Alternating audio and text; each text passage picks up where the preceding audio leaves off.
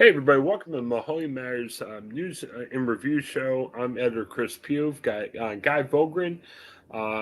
He works with us, and his main gig is with the Trumbull County Prosecutor's Office.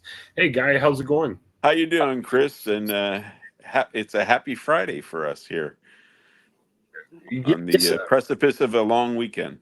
yes. It's been, there's no bad weeks at Mahoning Matters, but this has just been a No, long week. And unfortunately, I never really have a day off, but it'll be nice to not have to work as much this weekend as I normally do during the week. So I'm looking forward to this weekend. Should be good. Um, right. yeah. So a couple things we wanted to talk about. We had a rare in-person meeting. Usually we do a lot of these things remotely, but Guy and I met last week.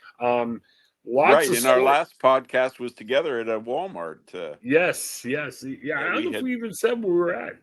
right. Well, it was the Cortland Walmart up in Trumbull County. How about that?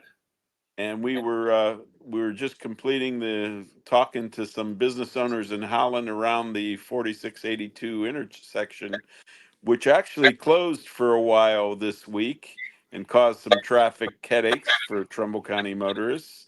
But now it's reopened. They're constructing a divergent diamond, and Chris's investigative reporters talked to ODOT, and I guess you got some more info on about that too. Yeah, a lot's been covered over the weekend. Again, like Guy said, we went out and talked to some business owners. We have podcasts talking about that. Our Kelsey Norris just did a story about what is a divergent diamond. I mean, I don't. I'll be honest. I didn't really understand the full scope of it. So she had a good story. We had some videos showing what that looked like and everything. And like you said, Wednesday was the day that work was supposed to be done. They actually got it done a little earlier in the day, Wednesday. I think the original thought was it was going to be the end of the day, but they opened it up a little bit early. Right, I We think so. The buses could get through there. I think they had a time Monday and Tuesday getting the kids to school on time. Yeah, definitely. And then we also had, it was kind of interesting. ODOT also released kind of an update of where they were at with the project. Guy, I think you reported this earlier. They're saying the whole thing is going to be done by 2026. I Right. think, and I'm pulling up my story just so I say The this Route right. 82 bridges will be completed, but now then they'll be working on the interchange. The bridges will be completed by the end of this year, and then they're concentrating on the 46 part of the interchange uh, below the bridges in 2025 and 2026, of course, and complete the diamond. And as we saw, there wasn't a lot of space out there to do what they're planning to do. Yeah, yeah, definitely. Well, I mean, they at least released just an outline of what they needed to do. I don't know. It's interesting. I think the one thing that struck me is we're seeing anywhere from 30 to 50,000 vehicles pass the area. One thing that strikes me every time I drive by there, I'm like, it's not that big of an area, but it No. definitely impacts a ton of traffic in the area and things like that. I don't know. Are we just ticked off? We talked about this a little bit last week. Are we just as residents just ticked off about anything that impedes our traffic? Because it was Yeah, I funny. think this time of year, especially, the weather's nicer. You want to roll down the windows and just go, and then we see the orange barrels, and we get in the stop and go traffic kind of thing, and it just kind of breaks the mood. Yeah, and not to say, I mean, it causes delays. It's not good. I'm not saying it's nothing, but it's interesting. I think it kind of put the whole thing in perspective because going around to businesses, I was half expecting business to be angry, like, oh man, this is really hurting our business. The opposite. It was either, Right. hey, it's okay, people just complain, or, like that senior help business was like, oh, it's Yeah, actually helping Senior us Health out. Network, right? And they Yeah. were getting more clients in. Be- And I know, I do some work in Columbus. Columbus gets a lot of traffic. Columbus gets a lot of construction. I I hate to say deal with it because that's nothing that we should be happy about. But maybe it's something that just comes with time. It's funny though because we talk about, hey, it's going to be done in 2026. Are we going? I'll be around that time. It's like we're Right. waiting a couple years for something that we may not even live in the Enjoy. area. We Right. may not. Yeah. So I don't know. It'll be interesting to see how much better it makes traffic up there, and we're not going to Right. know this until 2026. Are you hopeful? I mean, you spend a lot of time going in that area. Do you think it's I'm going to be better? hopeful. I just want, to go on a, shopping trip down from, I live in Cortland, which is north of the Eastwood Mall complex and north of that interchange. And I want to get through on Route 46 without a minimal amount of delays and Yeah. traffic tie-ups. And right now there's like three or four lights, traffic signals in succession, and this Divergent diamond is going to eliminate at least two of them. Okay. So hopefully it'll be a continuous run from maybe East Market Street to the mall properties down there, and motorists. Like I said, the growing it's a pain now as we're growing, we're improving. We have to go through this pain of a 3-year plus project, but hopefully in 2026, if we're around, we'll enjoy the benefits. I kind of wonder too. You see these all over Ohio now. The roundabouts. Yeah. Have the roundabouts really helped? I don't know. Like, I see a lot of confusion. It's funny where I live. We have probably the world's smallest roundabout. They put it in the middle of the city, and ODOT says, "Hey, look, it's a really busy intersection, and this should help out and everything." I I still see confusion about the roundabouts, and the roundabouts have been around. I mean, I know Right. you can read our story about what the Divergent Diamond is like. I was reading some of the Facebook comments. I think there was still a little bit of confusion even after we posted that story, saying, "Well, what does this really mean?" and everything. Right. Some Um, people may still think it's going to be some gigantic roundabout going in there, but it's not really. yeah, yeah. We'll have more coverage, I'm sure. Well, of course, we'll have more coverage as time gets closer. I wonder if we need a test for everyone just to see how it goes. I mean, yeah. I mean, smart news organizations will do some stories right about the time it's about ready to open, but can we have a class for everyone how to drive it? Right. And it was interesting to show that, those series of stories you guys did the most well read of the week.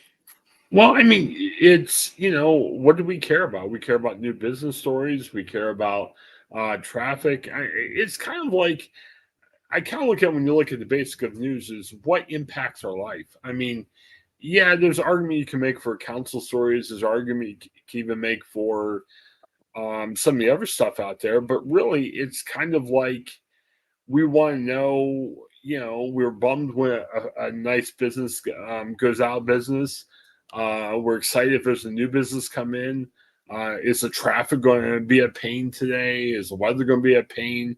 I Right. mean, really, that's what service journalism is like. And you've seen this by looking at records. The crime stories. It's crazy how we don't like to read the crime stories. I hear from some people saying, "Man, this makes us say look bad if you're doing a crime story," but they're very well read. So I think that's a lot about news. Is you really need to personalize to get to people to say what really is impacting your life, and Right. you They might. like to complain about the bad news, but they can't go without it. Well, and I think we have uh, a curiosity about what's happening around us. Right. You think about the realty world, or even just you when you think of you mentioned a family member considering to move. Well, whenever we consider a move or whatever, we want to know what area we're going to. Is it a Right. nice area? Is what's the crime like? And What's the schools like? yeah, yeah.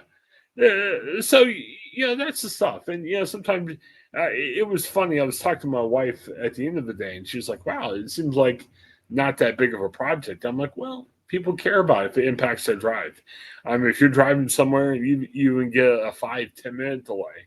It's tough. I know the road crews were right outside our development the other night, and my family went to get pizza, and we waited for 20 minutes to get through that."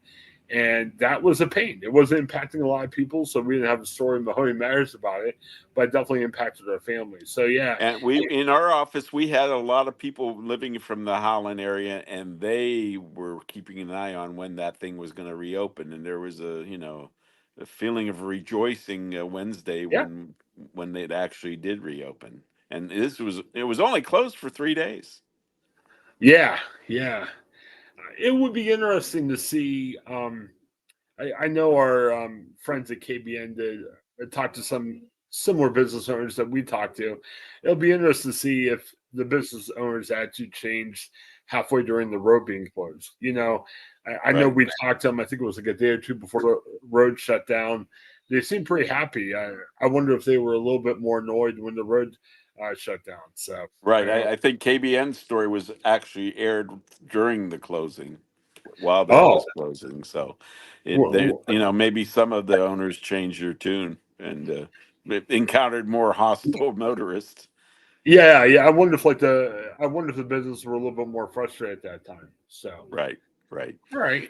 Uh, well, Well, let's. speaking of traffic, my boss and I, Dennis Watkins, traveled by car down to Columbus earlier this week, Monday night, and we encountered a roundabout at the Polaris complex as we were looking for a place to eat.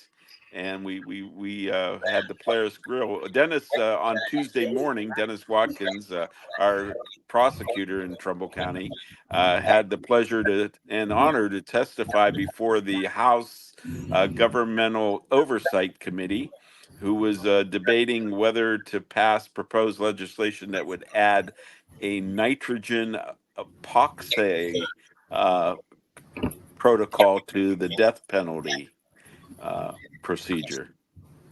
Yeah, Ohio has had an execution for years, and I think when you look at Ohio Governor Mike DeWine, it wasn't that DeWine was against the death penalty. I think there was some valid concerns being raised about is the death penalty humane. There was some questions Right. about. I think there was an execution in Ohio that took a lot longer than it should have. And then they have a 3 drug protocol, and there Yeah. was some pharmaceuticals that stopped selling the drug to Ohio, Hmm. and that which came this idea of 2 Republican House members who thought that the nitrogen, which takes oxygen out of the air and puts nitrogen in, uh, and almost instantaneously suffocates the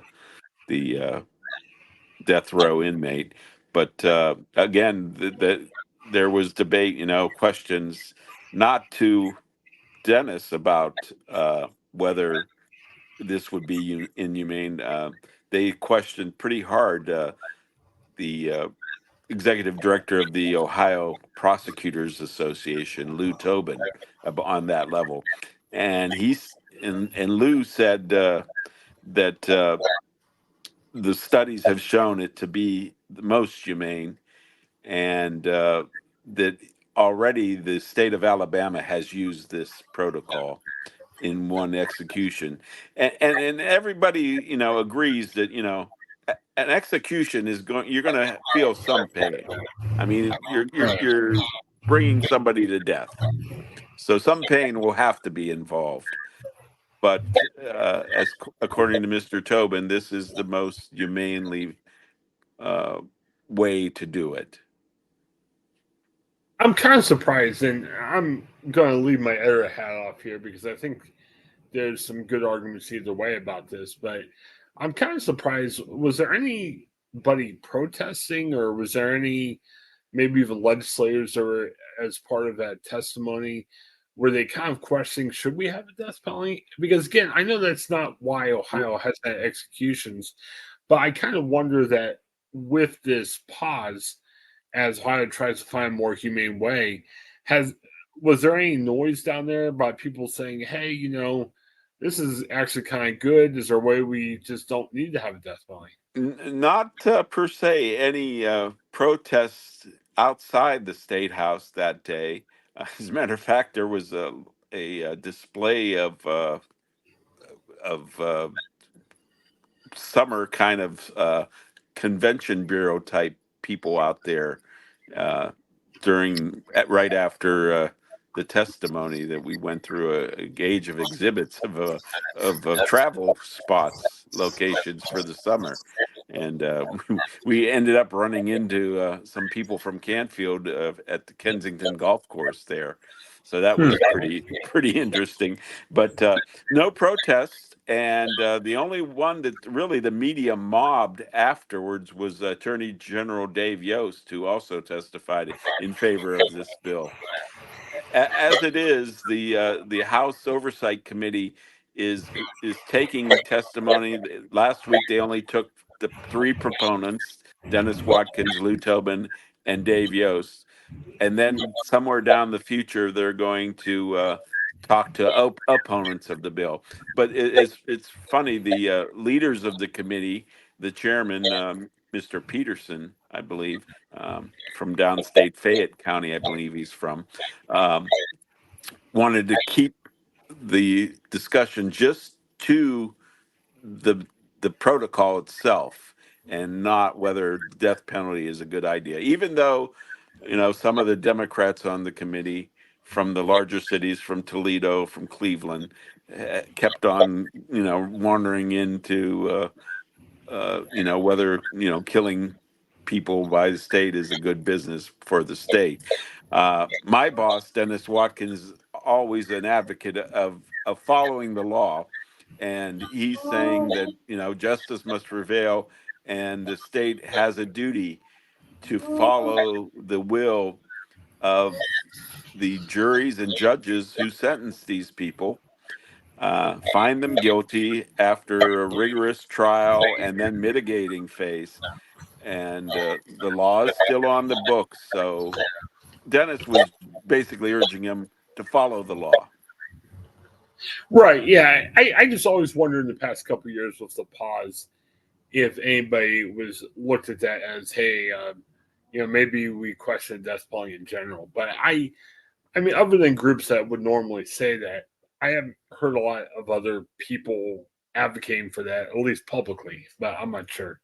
So Right. I Mr. mean, at least Tobin was bringing up that, you know, whether, whether you, for polls saying, public opinion polls saying whether you want or don't want a death penalty depends on how the question is asked. He says it's pretty 50-50 if you just say, Right. should we have a death penalty for murder? But then when you ask a more specific question, should we have a death penalty for people who commit heinous crimes like raping and killing children, or serial killers or terrorists?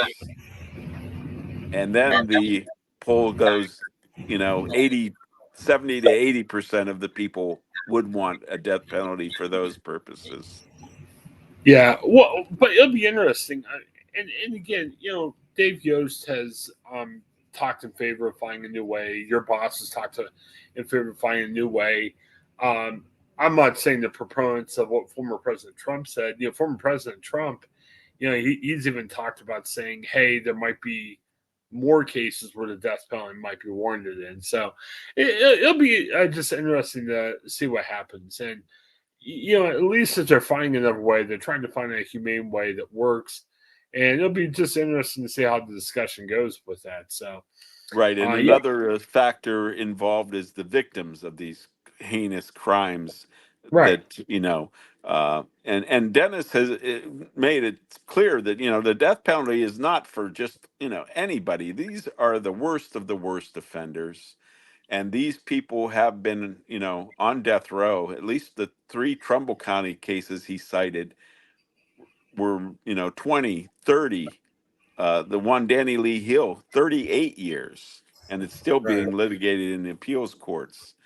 And these victims have, you know, been way more tolerant of the process than they should be. And Dennis had gave the example. What if a civil court had issued $1 million ruling to a litigant, and it took them 38 years. It took the other side of the lawsuit 38 years to pay off. And this is a similar way here, that justice delayed is no justice at all. Yeah, definitely interesting, and I'm intrigued by how the conversation is going to continue, and Right, it it'll was a be great experience, and yeah it was very, very ironic that the room. I mean, the Capitol is an old building, and we made our way to the hearing um, through a series of tunnels from our hotel. We were in a hotel on Front Street, and we kind of went through the garage and into a series of tunnels under the Huntington Bank building and under the street to the Capitol, which is like a 2 block walk. And we popped up right at the security entrance there. And it was funny, the highway patrolmen that were checking to make sure we didn't have any weapons.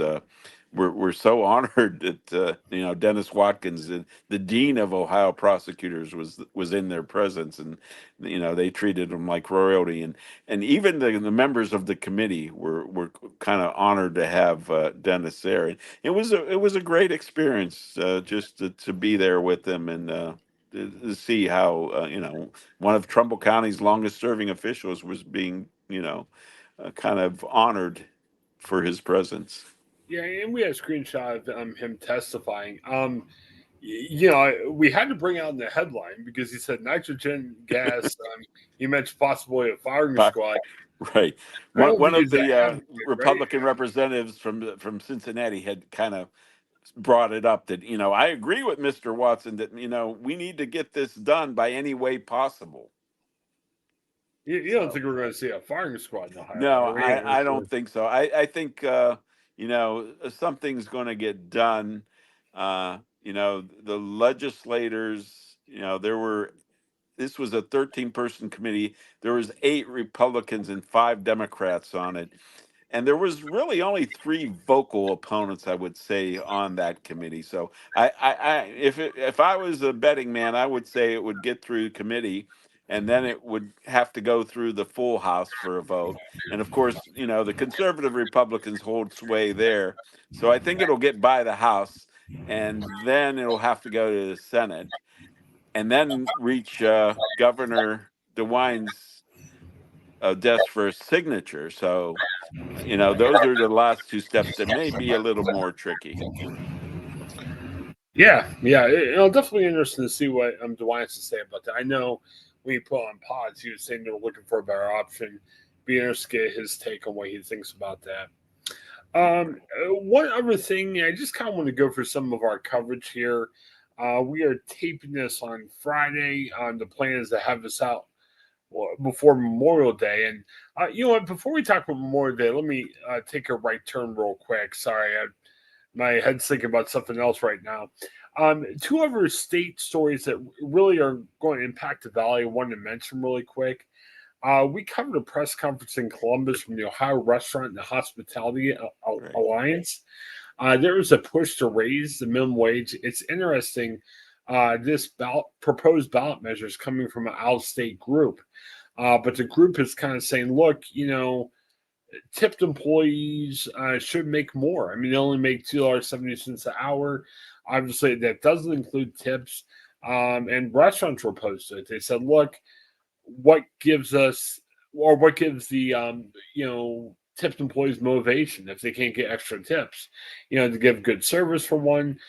2, they're afraid that if all the wages rise, the costs of going out to eat are going to go up. That was their concern. They even had a waitress testify during the press conference saying, "Hey, look, I make $30 an hour. If this gets passed, I won't make $30 an hour. That's not cool." So it'll be interesting to see what happens there. Also, Governor DeWine had a big press conference last night. There was a question. The Democrats missed a deadline to get President Biden's name on the ballot. Right. Right now, Biden's not on the ballot. I mean, Trump may win Ohio by default, but DeWine had a press conference saying, "Hey, look, let's make this right." And he called a special session on Tuesday. pretty much to say, let's make this work. What DeWine is proposing, and I don't think DeWine can make this law. I think he's pushing people in the right direction. The Republicans are interested in kind of restricting some out of state money and out of the country money for some of these elections. Right. They're going to try to push that through. I've heard from some Democrats saying they may try to push through some other stuff, but it'll be interesting. At least they'll talk about it on Tuesday. Yeah, this would be a type of bill that they could start adding some fat to and Right, get it done as the session is going to end. right. They're And extending it for this to get Biden on the ballot. I guess the thing is that the nominating conventions are so late that it's past the deadline to actually get a candidate on the ballot, and Joe Biden won't officially be the Democratic nominee till after Ohio's ballot deadline. So that, and really what this legislation will do is kind of like waive that ballot deadline so he can get on. yeah, we need to figure out a way to make these rules make a little bit more sense. I mean, I totally get that. Right. I mean, obviously you have to follow the rules, but on the other hand, what does it look like if one of your two main candidates isn't on the ballot? You know what I mean? Right. That sounds like a technicality that's just going to you know, just thwart the democratic process really. Yeah, and we've talked about this before. It's a Republican state. I mean, if we had to bet money, I think the Republicans might win this fall. But no, I don't think it doesn't look good if you don't have your main candidate not in the Right. ballot. I mean, Right. A president. yeah. I mean, I can understand it if like you or I said, hey, we're gonna do a writing campaign for treasurer or something. If we were like a 50th party candidate or something. But when Right. you're That's the something you see in third world banana republics. right. And I'm hoping, and like you said, there's going to be some fat involved. There's going to be some backroom dealings, I'm sure. But let's just hopefully Ohio gets through this special session on Tuesday without too much mud in their face. Right. And I understand if you're a hardline Republican, you're probably like, man, it'd be nice if he wouldn't have to be on the ballot. We get that, but overall, win fairly. I mean, it sounds a little ridiculous to Right. And so could you young people. imagine that? I mean, traditionally, Ohio has hosted a lot of candidates coming in to campaign over the Yeah, years in these presidential races. And if there's no Biden on the ballot, what use is there to come here to draw some interest and give the especially the Mahoning Valley its place in the sun for a few days in the fall. well, not just place in the sun, but I think just say what you want. I mean, Columbia County is not a Democratic area. I mean, I think everyone understands that. But President Biden got a lot of flack for coming down to East Palestine over a year after the Right. train derailment, and there's some merit in some of the criticism. I'm not saying there's not, but a lot of people thought Biden was going to bring sacks of cash to drop on East Palestine. He didn't do that, but the big news that broke yesterday was they were able to negotiate a $310 million settlement with Norfolk Southern. And a lot of that money will be going to East Palestine interest areas. So, Right. even stuff like that, if you don't agree with his politics, I mean, that's up to you. But the idea is when you have visits like that, if it's a presidential visit or a candidate visit, now you got your area in front of the people too. So yeah, it's good for Places Sun. It's good for getting a dateline in a national publication, whatever. But I think it's also good to say, hey, either Mr. President or Mr. Candidate, here are some things that are bothering us, and people do hear when you do that. Right. And the interesting thing on this, we have a very competitive Senate race, Yeah. and it's a wonder whether Biden's presence on the ballot would either help or hurt Democrat Sherrod Brown's chances for reelection.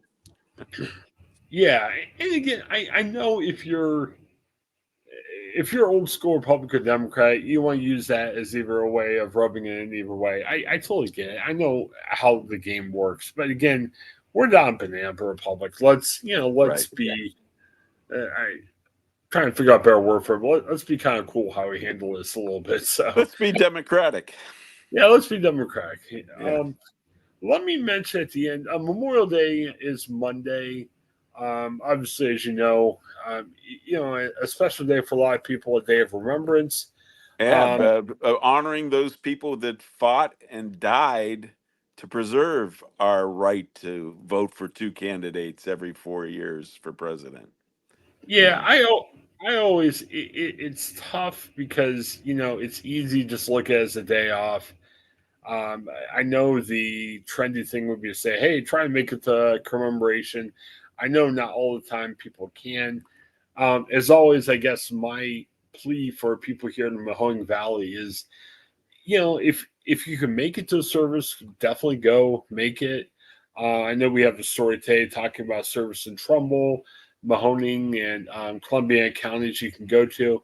I understand not everyone can make it either from work or maybe a family obligation, whatever the case might be, but spend some time thinking about it. If you have a family, chat about what happened. If you're alone, maybe just kind of spend some time just kind of remembering what happened. No matter what you feel about our country or wars or whatever else the case might be, there's a lot of people made some sacrifices. So, Right. just take some time to remember what happened And because, in Trumbull County, specifically Warren, they're going to be honoring a Vietnam War hero who was killed in action in 1973. He was a 1959 Warren Harding graduate, and he was a member of the U.S. Army Special Forces who was on a mission to recover remains of Americans killed in the war, and he himself succumbed during a firefight as he was bringing these remains back, and four of his fellow soldiers were wounded. And the thanks to Herm Brewer of the Trumbull County Veteran Service Commission, they're going to get a new gravestone for the person, Mr. Rees, I guess, Captain Rees, Mhm. and I guess his lone surviving sibling, a sister, will be there for a private ceremony. But during the service and then the parade, his memory will be honored. So it's something for Trumbull County residents to show up in force at 11 a.m. at the Warren City Amphitheater on Monday to honor this ultimate sacrifice. yeah, definitely. A couple of Memorial Day notes. Again, check us every day. A lot of stuff is going on. In terms of Memorial Day stories, we have a story about, hey, yeah, we have other stories about what's going on in our area. But if you're going out of town to see some family, maybe participating in a service in another, And there's some high schools being holding commencement this weekend, so it's going to yeah, be a busy weekend. yeah, well, we have a story about if you're on the road, like if you're going out of state or out of the area, what are the best times to travel? I mean, if you're going to a family member's house, you might not need to go at a certain time. We have some recommendations for when's a good time to go and come back, where you may hit a lot less traffic than you would otherwise. We have some from our friends at the Cleveland Clinic, tips for safe and tasty Memorial Day cookouts. You know, it's always good to eat and have fun, but you want to be safe at the same time. We've got a couple more family friendly events on Memorial Day. I mean, obviously, there's a lot of Memorial Day where you kind of think about sacrifices made, but there's also some, it's the unofficial start of summer. So Right. there's some family events that you might want to take part in that. Remember what happened Memorial Day, but try to have some fun things going on too. We got some information about that. It's kind of the start of swimming season, so we also have Right. information about how to keep your kids safe while you take them swimming with you. And then when do splash pads and public pools open? We heard about a lot that are opening, so you can check those out Right. too. So School's out now for some districts, so the corresponding community splash pads I know in Cortland, Austintown, and way in Middlefield will be going great guns with the temperature in the 80s. yeah, some information on what to check out. And as always, because we get this, we do the best we can in terms of reporting this. If we miss one, let us know. News at MahoningMatters.com, and we'll be sure to add if we've missed anything along those lines. So I bring it all up. I mean, like I said, we move forward every day with Mahoning Matters and our coverage. We could use your help. There's always ways to help us out financially. We operate, you can advertise with us, but we operate based more on grants, and we also base more on tax deductible donations. So if you're out there, please consider a tax deductible donation to help us out. I know some of our other media friends in Mahoning Valley, being for profit, they just take your money. We actually have a tax deductible program where you can support good news in the Mahoning Valley each day. And you might sit there and say, "Oh, I don't have money to give, or I'd rather not give money." Just read us every day. I mean, we're posting a lot of news stories each day. Be sure to check us out. You can sign up for a free newsletter. That'll let you know when the stuff is coming out, I guess. You can follow us on social media if that's your way of following the news. But just keep going to MahoningMatters.com. If you see or hear something you like, definitely like it and share it. And definitely share us with your friends too. And Guy, I never say this enough. On YouTube, even if you're seeing this on the website, we usually house these podcasts on YouTube. Like us on YouTube, and like the video and subscribe. It really helps us get in front of more people there too. So Right. All right. yeah. Well, you have a safe and happy holiday Memorial Day weekend, and don't let the excitement of the kids get you down. Well, it's a good excitement. It's just Yes. been we've just had a lot of things going on. Like I said, nothing bad. You know, you could be physically tired. My head's tired right now, which is a different type of tiredness, I Yeah, think. it's a typical thing before a long weekend, and the rest will always be welcome too.